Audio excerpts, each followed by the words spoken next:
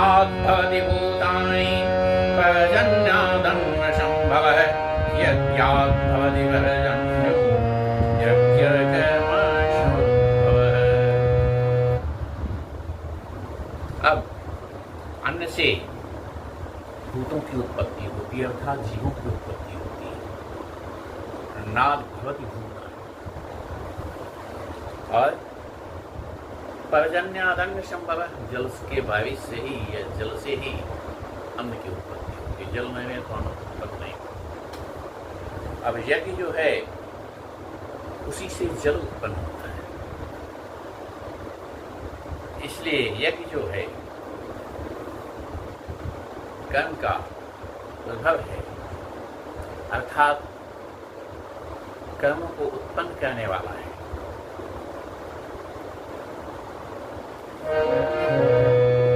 कर्मं ब्रह्मोद्भवं विद्धि ब्रह्माक्षरसमुद्भवं दशमात् सर्वागतं ब्रह्म नित्यं यज्ञे प्रतिष्ठितम्।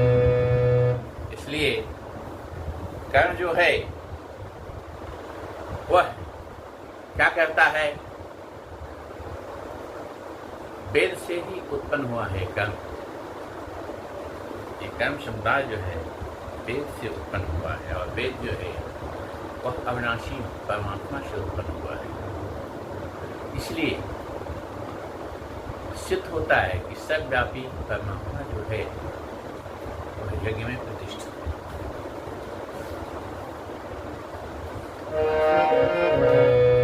एवं प्रवर्तितं चक्रं नानुवर्तयति यः अकालनिरन्द्रयानामो भोगं पार्थसजीवति। इसलिए हे पाप, जो पुरुष इस लोक में इस प्रकार परंपरा से प्रसिद्ध सृष्टि चक्र के अनुरूप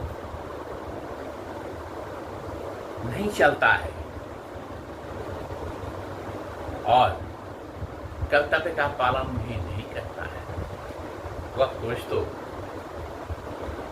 इंद्रियों के भोग में ही रमण करता हुआ पाप का ही भोग करता है, पारपायु जीवन वह पुरुष बिताता है।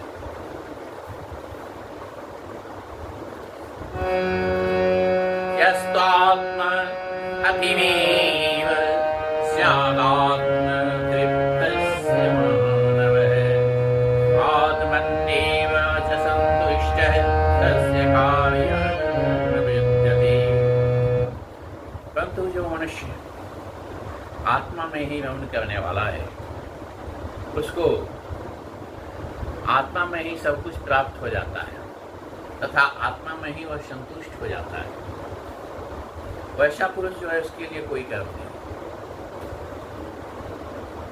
अर्थात आत्मा में रमण करने वाले व्यक्ति के लिए कोई कर्म नहीं। नैव तस्याकृति नार्थो न कृतिरेव कश्चन न चास्य सर्वभूतेषु कश्चिदर्थविमर्शयः। अब हे अर्जुन, उस महापुरुष का इस विश्व में न तो कोई कर्म करने का कोई प्रयोजन, क्या प्रयोजन? जो उसको कुछ चाहिए नहीं तो क्या प्रयोजन उसका रह जाता है? और ना कर्मों के न करने से उसका कोई प्रयोजन रह जाता है। कर्म करे तो नहीं करे तो अपने आत्मा में वो संतुष्ट है। इसलिए संपूर्ण प्राणियों में भी इसका किंचित मात्र भी स्वार्थ नहीं रह जाता है, वो अपने आत्मा में ही संतुष्ट रहता है। क्या स्वार्थ है?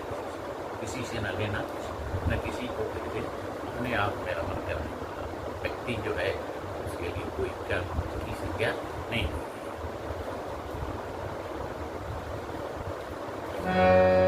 दशमादशक्तः शतम् कार्यं कर्म समाचर अशक्तो ह्यजन् कर्म परमाप्नोति पुरुषः। इसलिए असक्त होकर तुम हमेशा काम करो, लेकिन हमेशा निरंतर जो है वो आसक्ति से रहित होकर अपने कर्तव्य का जो ऐसा करता है वह क्या होता है, आसक्ति से रहित होकर कर्म करता हुआ मनुष्य परमात्मा को प्राप्त हो। इसलिए आसक्ति से रहित होकर कर्म करना चाहिए और भली भांति कर्तव्य का पालन करना चाहिए।